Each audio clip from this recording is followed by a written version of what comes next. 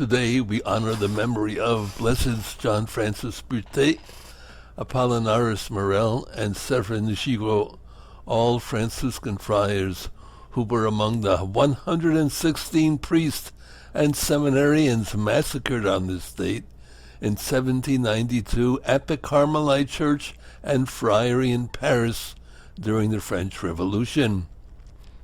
The French National Assembly in 1790 had abolished religious orders and passed a law called the Civil Constitution of the Clergy that totally reorganized the Catholic Church in France under government control with only a nominal relationship to the Pope.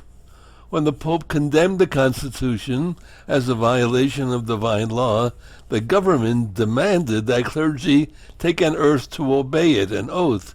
On the other hand, the Pope threatened excommunication for priests who didn't. So, what happened next? In November of 1791, the government declared that any non-juring clergy were subject to arrest as enemies of the state. These three Franciscans, maintaining their loyalty to the Pope, were part of a large group of 150 clergy who had been rounded up and imprisoned in the large Discalced Carmelite Church in Paris.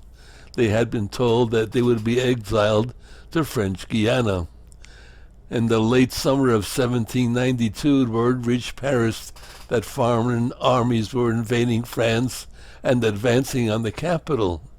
The upstart revolutionary commune in control of the city feared these armies might conquer it and liberate these priests who would be supporters of a restored monarchy.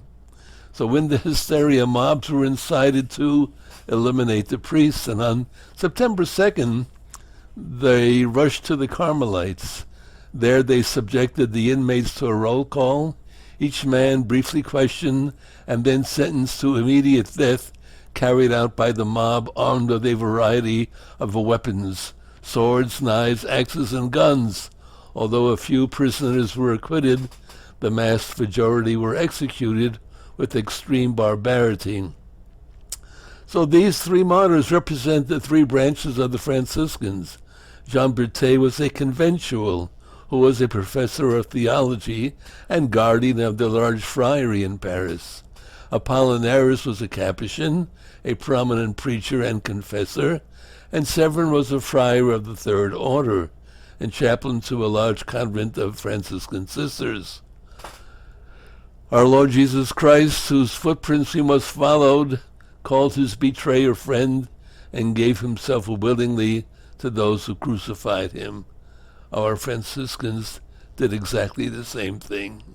The martyrs, the witnesses, which you must all be, as you know very well. The word martyr comes from the Greek for witness, and that's exactly what we must be, martyrs unafraid.